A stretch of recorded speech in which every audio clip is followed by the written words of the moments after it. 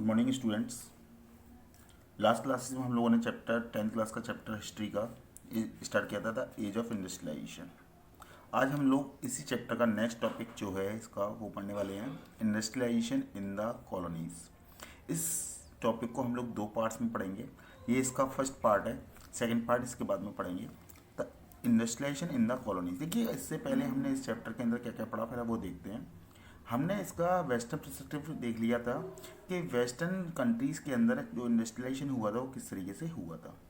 आज हम लोग जो देखने वाले हैं वो ये देखने वाले हैं कि इंडस्ट्रियलाइजेशन जो हुआ कहाँ पर, कॉलोनीज़ में, वो किस तरीके से हुआ। क्लियर है। कॉलोनीज़ का मतलब आप जैसे जानते हैं, इंडिया भी क्या थी, कॉलोनी थी।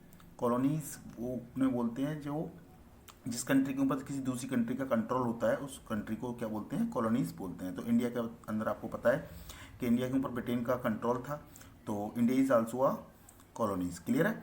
तो हम यहाँ पर देखेंगे कि कॉलोनीज यानी कि इंडिया के अंदर जो इंडस्ट्रियलाइजेशन हुआ वो किस तरीके से हुआ। ठीक है।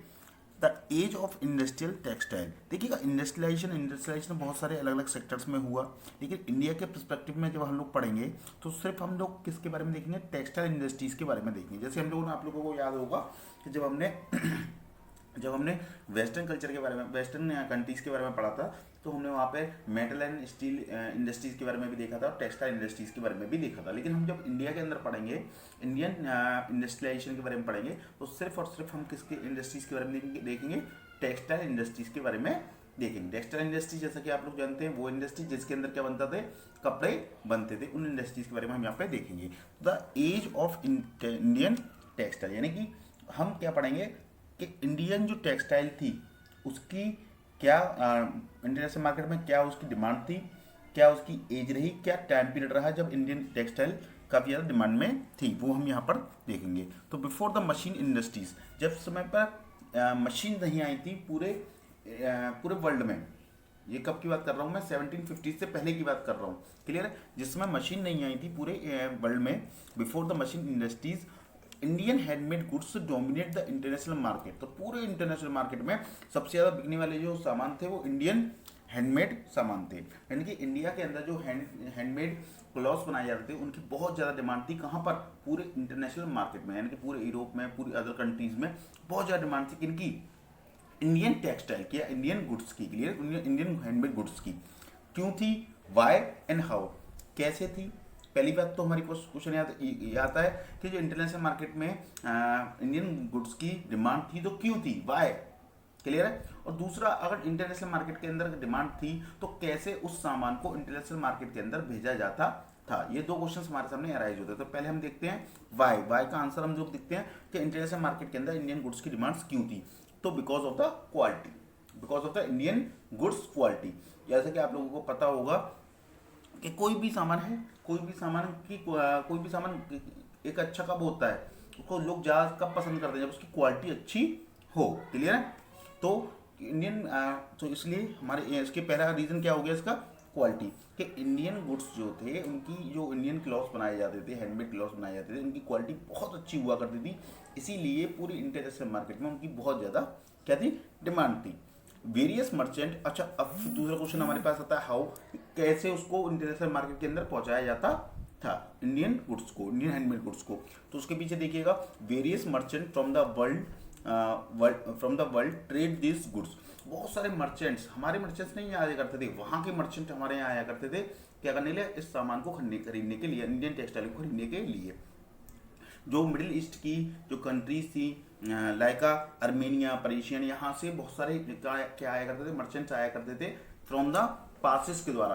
पासिस क्या होते हैं वो समझिएगा कि माउंटेन्स के बीच में जो स्पेस होते हैं, उन स्पेसिस में से ये लोग आया करते थे इंडिया के अंदर। और ये लोग अपने साथ में क्योंकि वहाँ पर मीन्स ऑफ ट्रांसपोर्ट के लिए क्या किसका यूज़ किया था, कैमल्स वगैरह का यूज़ किया जाता था। तो ये अपने कैमल्स वगैरह को लेके आया करते थे इंडिया के अंदर। और इंडिया के अंदर से जो कॉटन की बेल्स होती थी, कॉटन की बेल्स का मतलब है कॉटन के बने हुए कपड़ों के जो थान हुआ करते थे, उन थानों को अपने साथ में ले जाया करते थे। कहाँ पर बेचने के लिए, अपने देशों के अंदर बेचने के लिए। क्लियर है। तो ये तो हमारा लैंड रूट्स के द्वारा हो गया कि अर्मेनिया और पर्शियन जो कंट्रीज थी वहाँ से पासिस के थ्रू क्या आया करते थे, ट्रेडर्स आया करते थे इंडिया से क्या करने के लिए, ट्रेड करने के लिए। इसके साथ साथ कुछ कंट्रीज, कुछ सी रूट्स के द्वारा भी सी ट्रेड भी हुआ करती थी। A vibrant sea trade operated through the ports, वो कौन कौन से पोर्ट्स के द्वारा हुआ करती थी? सूरत पोर्ट्स, मछलीपट्टनम एंड हुगली। ये 3 पोर्ट्स बहुत इंपॉर्टेंट है, ध्यान रखिएगा, क्योंकि इन 3 पोर्ट्स को प्री कॉलोनियल पोर्ट्स भी बोला जाता है।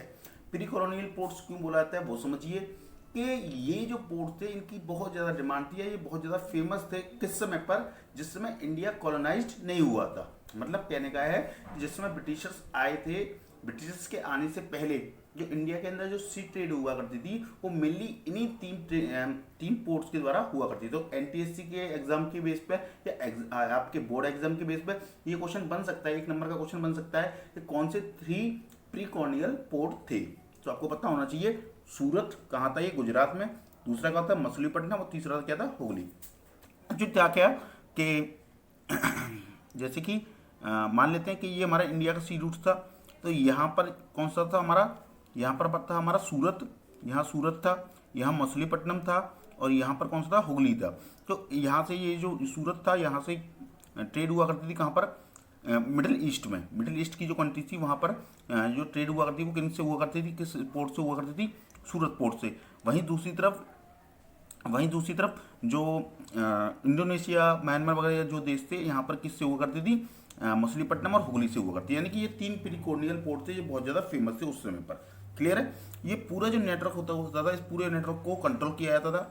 इस पूरे नेटवर्क के अंदर फाइनेंसिंग, प्रोडक्शन किया जाता था, कैरिंग गुड्स, सामान को ले जाया जाता था और फिर उनको सप्लाई किया जाता था किनके द्वारा, इनको एक्सपोर्टर्स को। देखो होता किस तरीके से, फाइनेंसिंग, प्रोडक्शन, जो प्रोडक्शन कराने के लिए पैसा वगैरह देने का काम होता था वो इनका होता था मर्चेंट्स का।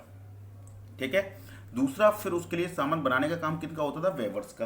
वो कैरिंग करते थे, वेवर्स सामान बनाते थे उनके लिए, और फिर वो उस सामान को किनको दे दिया करते थे, एक्सपोर्टर्स को दे दिया करते थे। एक्सपोर्टर्स को देने का काम किसका होता था, ब्रोकर्स का। मैं समझाता हूँ आपको किस तरीके से होता था कि मान लेते हैं यहाँ पर एमपी है, मध्य प्रदेश है, और मध्य प्रदेश के अंदर किसी वेवर ने कोई प्रोडक्शन किया।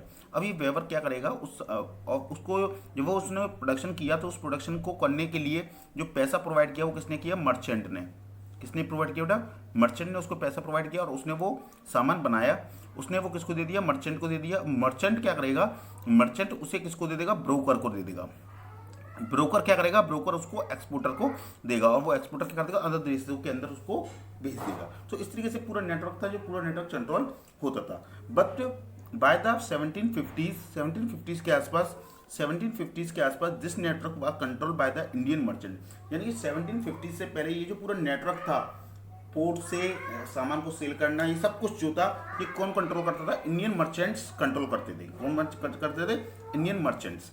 Was breaking down by the 17, देखो इस बार समझिएगा कि 1750 से पहले ये जो पूरा नेटवर्क था, यानी कि सी रूट्स के द्वारा सेलिंग होती थी दूसरी कंट्रीज के अंदर। प्री कॉलोनियल पोर्ट्स कौन कौन से पोर्ट से होती थी, सूरत से होती थी, मछलीपट्टनम से होती थी, हुगली से हुआ करती थी। क्लियर है? ये पूरा जो नेटवर्क था, फाइनेंसिंग प्रोवाइड करना वेवर्स को, वेवर से सामान खरीदना, फिर उनको एक्सपोर्टर्स को प्रोवाइड करना, ये सब पूरा जो नेटवर्क था ये कौन इसको कंट्रोल करता था, इनको कंट्रोल करते थे इंडियन मर्चेंट्स। कौन कंट्रोल करता था, इंडियन मर्चेंट। कब करते थे, 1750 से पहले। लेकिन 1750 के बाद में आपको पता होगा ईस्ट इंडिया कंपनी इंडिया आ गई थी, यानी कि ब्रिटिशर्स आ गए थे, और जो फॉरेन कंपनी, यूरोपियन कंपनीज थी बहुत सारी, फ्रेंच आए थे, डच आए थे, ये सब लोग जब इंडिया आ गए थे तो ये जो उनका नेटवर्क था, ये नेटवर्क क्या होने लग गया, कमजोर होने लग गया, ब्रेकिंग डाउन। तो वही मैंने लिखा है, by the 1750 this network control by the Indian merchant was breaking down, कमजोर होने लग गया। Coming of the European company, किनकी वजह से, यूरोपियन कंपनीज के आने की वजह से। अब हम ये नेक्स्ट वीडियो में देखेंगे कि कैसे यूरोपियन कंपनीज के आने से ये नेटवर्क डाउन हुआ।